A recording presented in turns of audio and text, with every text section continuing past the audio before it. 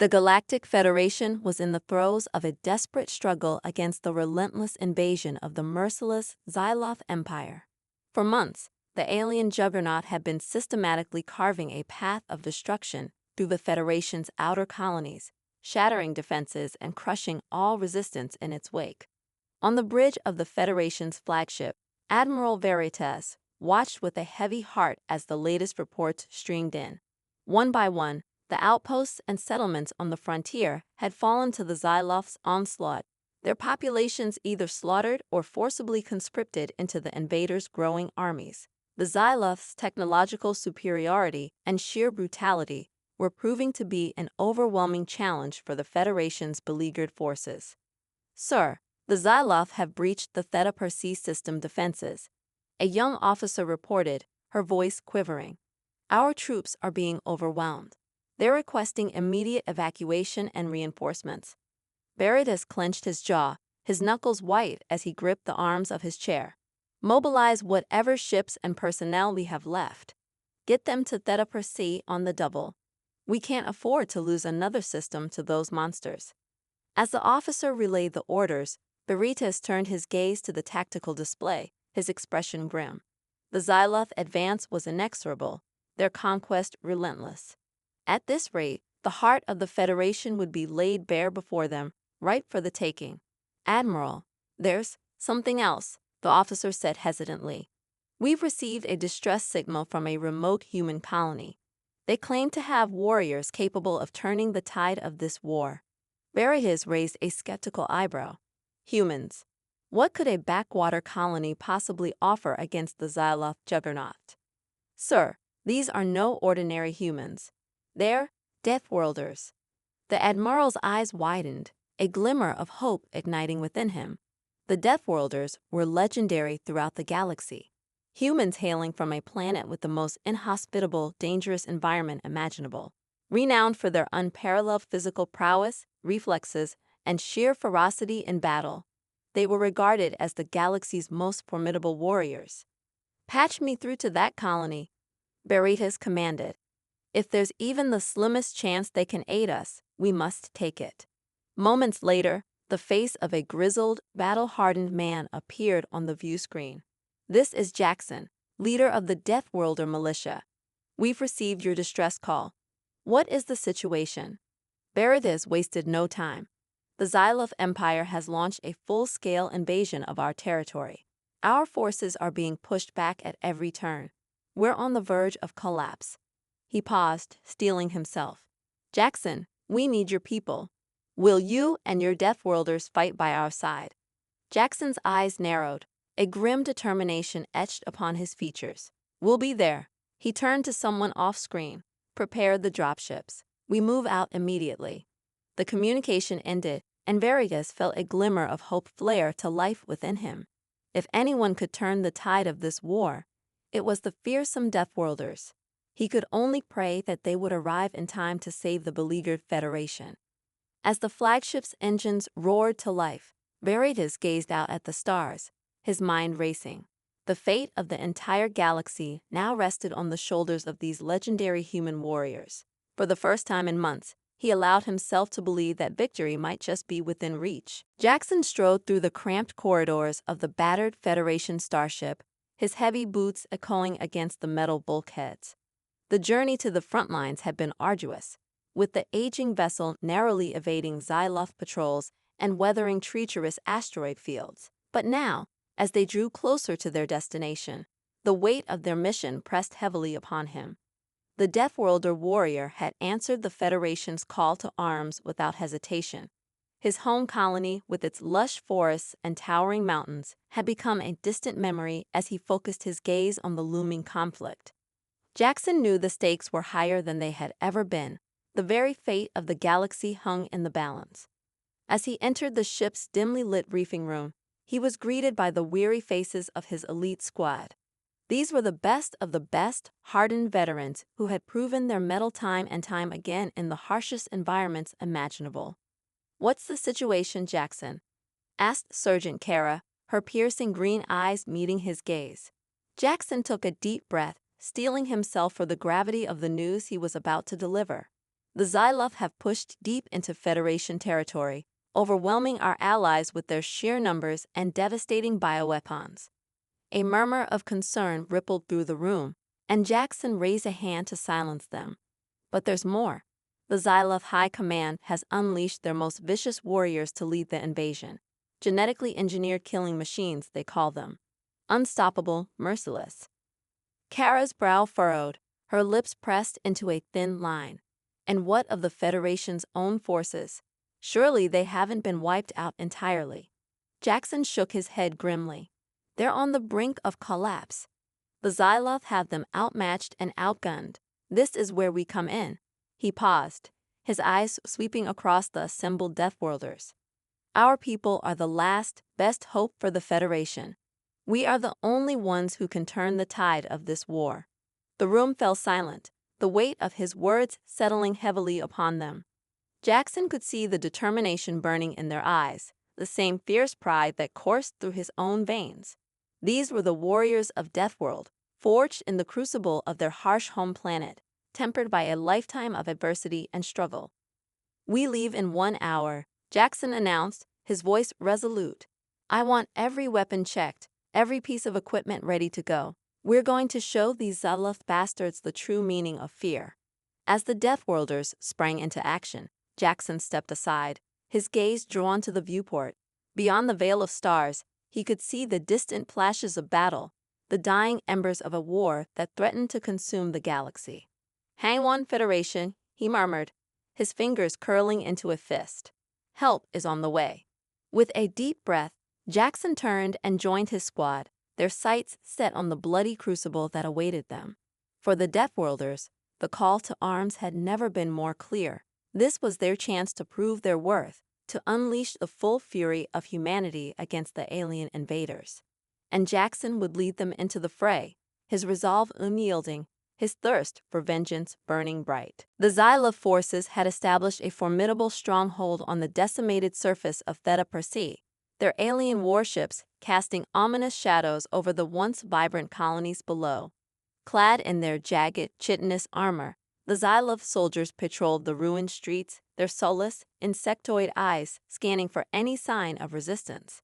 Suddenly, a deafening roar shattered the oppressive silence, followed by the thunderous impact of metal on metal. Taken by surprise, the Xyloth turned, their weapons raised, only to be met with a sight that would haunt their nightmares for eternity. Descending from the sky in a blur of motion, the Deathworlders had arrived. Jackson and his elite squad launched themselves into the fray, their movements a blur of savage grace and devastating precision. With each swing of their razor-sharp blades, Xyloth bodies crumpled to the ground, their alien blood staining the broken pavement. Sergeant Kara unleashed a barrage of lethal plasma bolts, her aim impeccable as she carved a path through the enemy ranks.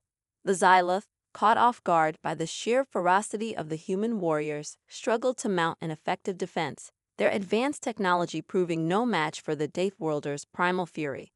Jackson, his eyes narrowed with focus, moved with the predatory grace of an apex predator. His massive frame belied his lightning-fast reflexes, and he weaved through the chaos, his blade a silver blur as it found its mark time and time again.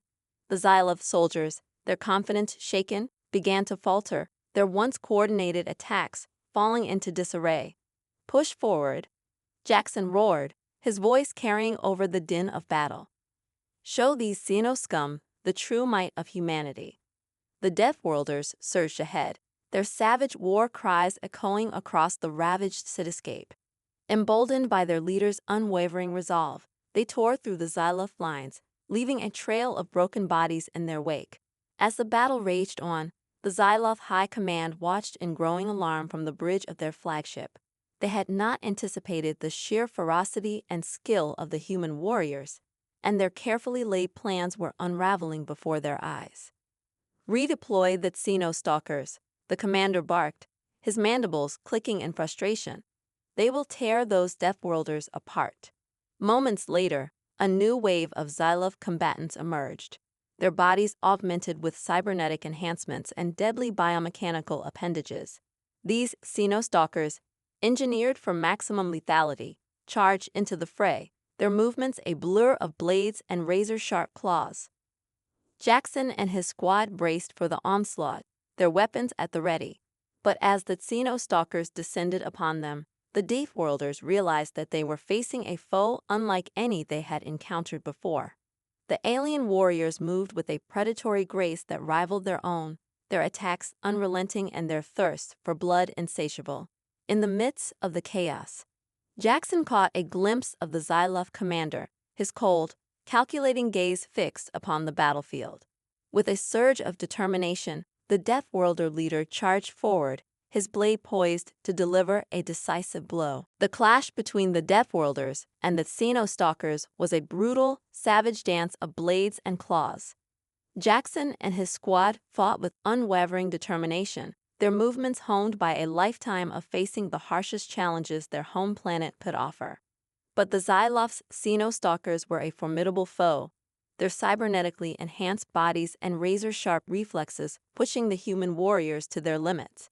Kara narrowly dodged a flurry of attacks, her plasma rifle spitting bolts of searing energy, while Jackson engaged one of the Xenostalkers in a fierce melee, their weapons locked in a deadly embrace. As the battle raged on, the Xyloth commander observed the carnage from the safety of his flagship, his mandibles clicking in satisfaction. The Deathworlders were proving to be a far more capable and resilient adversary than he had anticipated, but he had a trump card to play. Stepping away from the viewport, the commander strode through the maze of gleaming control consoles, his attention focused on a small monitor displaying a live feed from the battlefield. With a few taps of his clawed fingers, he activated a specialized communications channel, its frequency hidden from the Federation's sensor nets. Subject 37, the time has come, the commander hissed, his voice low and menacing. Eliminate the Deathworlder leader, and the rest of his kind will fall. Across the devastated cityscape, a figure emerged from the shadows, its movements eerily silent and predatory. This was Subject 37, a Xyloth assassin unlike any other, a genetically engineered hunter, trained in the arts of stealth and silent kill. Jackson, his focus narrowed on the Xenostalker he was engaging, sensed a shift in the air currents around him. Instinctively he ducked, narrowly avoiding the deadly strike of a razor-sharp blade that whistled through the space where his head had been mere moments ago. Spinning around, Jackson found himself face to face with the assassin, its featureless mask betraying no emotion. The two warriors stared each other down, their eyes locked in a silent battle of wills. In a blur of motion, the assassin struck, its blades a deadly dance of death. Jackson parried and counter-attacked, his enhanced reflexes allowing him to keep pace with the Xyloth's relentless assault. But the assassin was a master of its craft, its movements eerily precise and its focus unwavering. As the battle wore on, Jackson could feel the strain of the fight taking its toll. His muscles burned, his breath coming in ragged gasps, but still, he refused to yield. He would not allow this Xyloth monster to claim his life, not when so much was at stake. Gathering his remaining strength, Jackson unleashed a series of devastating strikes, his blade a silver blur as it carved through the assassin's defenses. The Xyloth staggered, its movements faltering, and Jackson seized the opportunity, driving his weapon home in a decisive blow. But as the assassin crumpled to the ground, Jackson sensed something was amiss.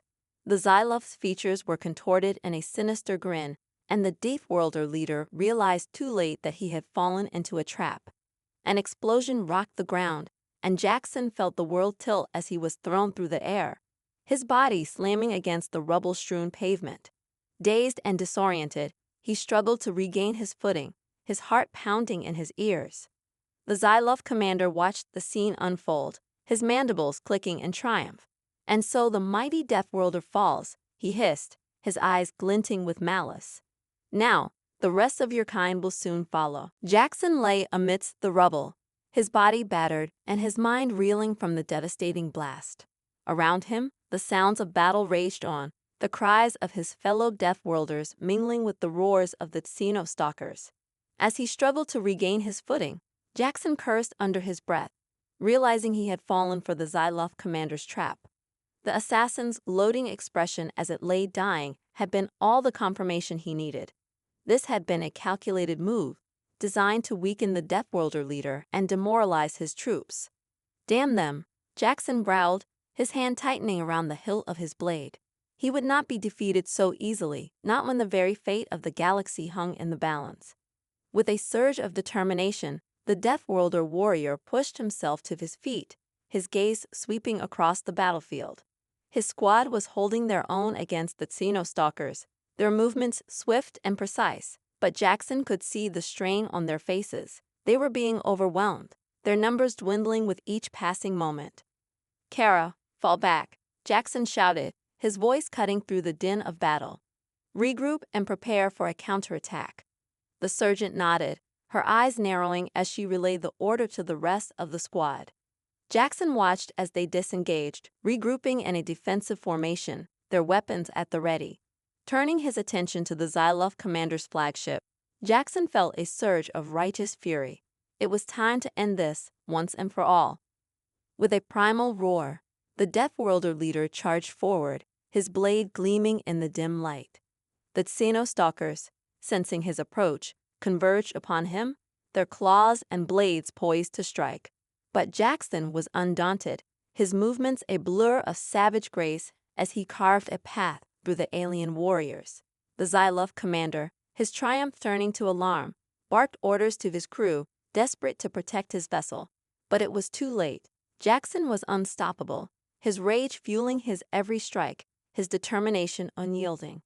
As the Deathworlder warrior neared the flagship, the Xenostalkers redoubled their efforts, their attacks becoming ever more frenzied. Jackson felt the strain of the battle weighing heavily upon him, his limbs aching and his breath coming in ragged gasps. But just as he was about to falter, a flash of movement caught his eye.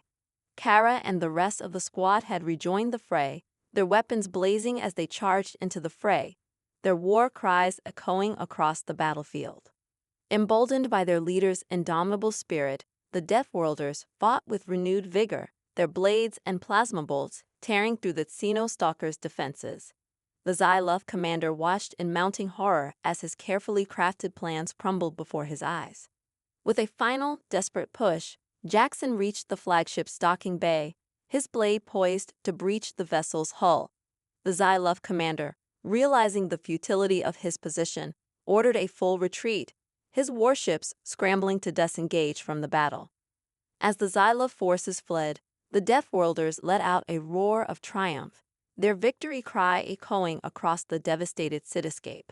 Jackson stood tall, his chest heaving, his gaze fixed upon the retreating ships. "It's not over," he murmured, his fist clenching around the hilt of his blade. "We've only just begun." The Galactic Federation, once on the brink of collapse, now stood tall, their spirits buoyed by the sheer might and unwavering determination of the Deathworlders. Jackson and his squad had proven that humanity was a force to be reckoned with, a power that could turn the tide of even the most dire conflict.